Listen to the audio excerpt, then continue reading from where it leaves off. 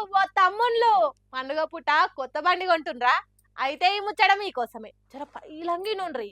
ఇప్పటి సంది బండి కొనంగానే రిజిస్ట్రేషన్ నంబరు గదేనులా ఆర్సీ కోసం ఆర్టీ ఆఫీస్లో చుట్టూ గిరికలు కొట్టాల్సి వచ్చేది కదా. ఇప్పుడు ఆ కష్టాలు లేకుండా రేవంత్ సర్కార్ ఓ మంచి ఆలోచన చేసింది. ఏంటైతే బండి కొన్నారు ఆన్నే రిజిస్ట్రేషన్ చేసుకునేటట్టు ఓ ఉపాయం చేసింది. అంతకు ముందు కొత్త బైక్ కొంటే డీలర్ కాడా టీఆర్ అటెనక ఆర్టీ ఆఫీస్లో పిఆర్ చేయించుకోవాల్సి వచ్చేది. ఈ తతంగం అంతా అయ్యే కాడికి కొంతమంది సార్లకు చేయి దాడిపాల్సి వచ్చేది. తడిపిన ఆ ఆర్సి రానికే చాలా దినాలు పట్టేది. ఇక ఈ తిప్పలంతా ఎందుకు అన్నట్టు మొన్న డిసెంబర్ 19న సీఎం రేవంత్ రెడ్డి అధికారులతో మీటింగ్ పెట్టి బండి ఏడో కొంటే రిజిస్ట్రేషన్ కూడా గక్కనే కావాలని ఆర్డర్ వేసిండట. ఇక సీఎం సార్ చెప్పినాక అధికారులు వినకుండా ఉంటారా, ఆ పని మీద ఉరుకులు పెడుతుండ్రట.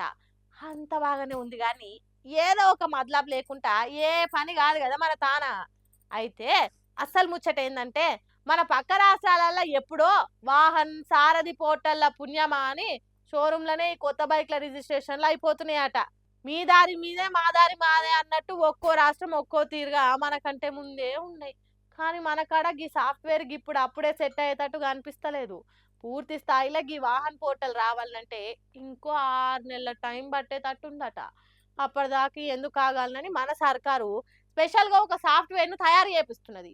ఈ సాఫ్ట్వేర్ కనుక వచ్చేస్తే 6 నెలలు ఆగాల్సిన పని లేకుండానే ఈ 10-15 రోజులలోనే షోరూంలోనే మన రిజిస్ట్రేషన్ పని అయిపోతుందట. మరి అంత టైంకు కావాలని కోరుకుందాం. ఒకవేళ సర్కార్ ఆలోచన తగ్గట్టు బరాబరి పని అయితే షోరూంకి పోవుడు, బండి కొనుడు, రిజిస్ట్రేషన్ అవ్వడు, అటు ఎంబటే ఇంటికి రావుడు అంత జల్ది అయిపోతుంది. అట్లయితే ఇక్కడ నుంచి ఆఫీసుల చుట్టూ తిరుగుడు బంద్, పైసల దందా కూడా ఖతము. అంతే కదా. మనిషికో మాట గొడ్డుకో దెబ్బ అన్నారు. అంటే మనుషులు చెప్తింటారు, పశువులకో దెబ్బ కొడితే ఇంటాయి అని అర్థం. కానీ సినిమా ఇండస్ట్రీలో కొందరు చెప్తే ఈయన రాకుండా అయ్యారు. మరి లేకపోతే ఏం తప్ప ఈ సినిమా టికెట్ల రేట్లు పెంచము, దయచేసి టికెట్ల ధర పెంచుకోనికే పర్మిషన్ల కోసం మా తానికి రాకుమని మన తెలంగాణ సినిమాటోగ్రఫీ శాఖ మంత్రి కోమటిరెడ్డి వెంకటరెడ్డి బల్ల గుద్దినట్టు తేల్చి చెప్పిండు ఎన్నడో. అయినా సరే ఇప్పుడు కొత్తగా రిలీజ్ అయ్యే సినిమాల రేట్ల పెంపు కోసము మెమోలు ఎందుకు ఇస్తుర్రు ఒకసారి చెప్తే అర్థం కాదా? తలకాయలు పని చేస్తలేవా? చల్ నడువురీడికెళ్ళి టమాక్ల మెంటల్గా ఖరాబ్ అయిందా ఎట్లా? ఈ టికెట్ల రేట్లు పెంచే ముచ్చట్నే లేదు. ఈ పంచాయతీని పట్టుకొని మళ్ళా కోర్టు మెట్లు ఎక్కితే తెచ్చిన అధికారులను శీర్షింతకు గడతామని మొటికాయలేసి దోలింది మన హైకోర్టు. సరే సినిమాల కంటే తెలియదు అనుకోవచ్చు కోర్టు రూల్స్. మరి మెమోలు ఇచ్చే ఆఫీసర్లకు ఏమైంది? ఎందుకు మీ ఆలోచన ఇంకా మారతలేదు? ఏం తెలివితేటలు చూపిస్తుర్రా అని తిట్టిదోలింది ఈ రేట్లు పెంచే ఫైలు తీసుకుపోయిన లాయర్లను. అంతే కదా. మరి కోర్టు ఒక్కసారి వద్దు అన్నదంటే వద్దిగా మళ్ళా ఈ కూరగాయల బేరాలు ఆడుతామంటే గిట్లనే గరం అవుతుంది.